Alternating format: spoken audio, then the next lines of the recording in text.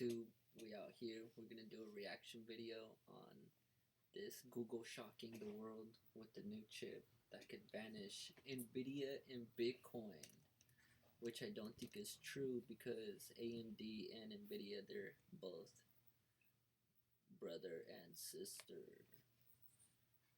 And Bitcoin is, the primary digital gold cryptocurrency, and there's also Ethereum and Litecoin.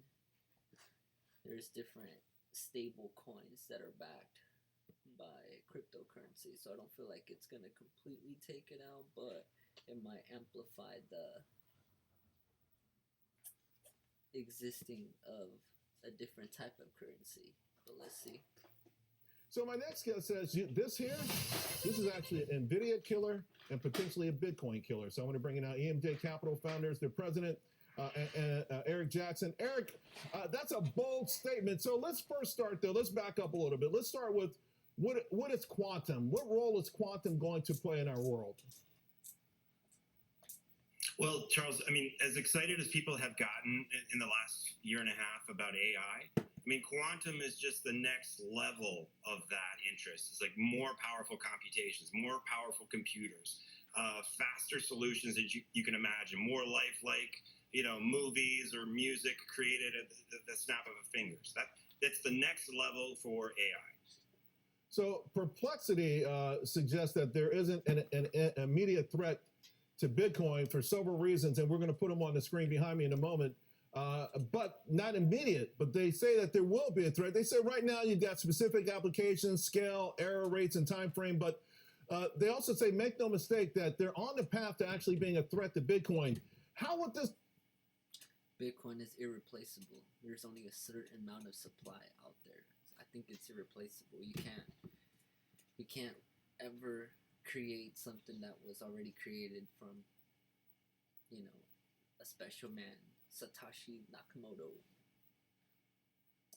A threat? Would it be a threat to the encryption? What happens here? Exactly, it's the encryption. We used to think that, a few days ago, we thought Satoshi had kind of locked, all the crypto wallets of the world, made them so secure, nobody could ever crack into these things. And that's part of what powered Bitcoin to 100K. But the power of quantum computing is that, yes, it is actually theoretically possible that in the future, these quantum computers... Theoretically possible, but it would take some amount of years and memory of capacity of the computer. They would need so much memory. You would need like trillions of gigabytes to be able to break into certain seeds, but you would have to, run a lot of different algorithms to try to break it in the long run. But it would take years to figure out how to break like a cold storage wallet. So I don't think it's like they're close. They might be like around the edge, but it still takes a lot more time of years and a lot of memory to build a computer that could do that. But who knows? Anything is possible. Will be able to hack into all the crypto wallets. Not just that. Exactly. If that wasn't bad enough, I mean, think about all the governments with sensitive data, all the companies, all the banks with sensitive data. The state of the art right now is RSA technology. These mathematical formulas could be, solved, instantaneously, and right. All of that data access. So it's a big anomaly, threat. bro. And the fact that Google just dropped this chip out of the blue yesterday, it sort of signals that this world is moving much faster than we expected, and therefore, I bet Mark Zuckerberg, it also has something else that he created. Also, Bill Gates, I feel like he has something that he created that's under their sleeves. They're just waiting for the right moment to release it because these are smart men. You gotta imagine the 7.6. I kind of they remind me of the 7 C's, They're big and they're deep, but deep in pockets. We're going to have security in place to protect all this data and all these billions of Bitcoin around the world. All right, two names that you like now, the Rigetti and D-Wave, right? Yeah, exactly. I mean, these are both names that have had great runs. They're up like 300% in the last month. They are both SPACs from a few years ago. They're both trying to build chips to kind of be as good or better than Google with these quantum chips.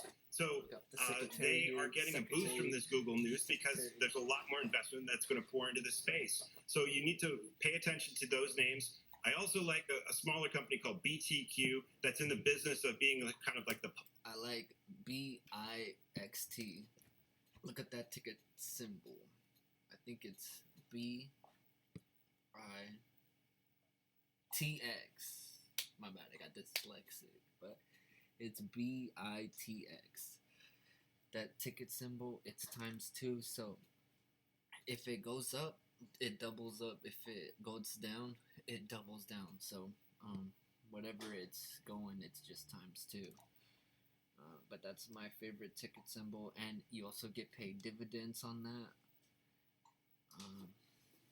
Another one I would say is HUT. That's a Bitcoin miner. We'll get into that on like the next video. But Quantum CrowdStrike. So their job is to defend all these crypto wallets and all the sensitive data. They're a very, very small company. Right. Last time I was on, Charles, you asked me to talk about 20 bagger. I mean, BTQ is potentially a 1,000 bagger. So I got the chart here here. over the next 10 years. Eric, I got the chart on the screen. BTQQF. Again, it's on the pinks. It's traded in a range here more recently, but you can kind of see, it's, the rate of change is starting to turn up a little bit here. It looks like it's on a cusp of a breakout. I guess if we would probably have to add a sort of a disclaimer, right? Being on the pinks, being relatively small, more risk. But to your point, this could be potentially a 20 bagger. Yesterday there was the crazy. Go ahead. The crazy thing is all these quantum companies, they all have very small revenues, even Rigetti, even D-Wave and so forth. So they're all in the same boat. And some people might say, oh, it's a bubble. Yeah, but I think the market is sniffing out that this is where the puck is going, these quantum names. And you got to be there now at the beginning if you want to participate in the huge bull run ahead. Yeah, if you ain't first, you last.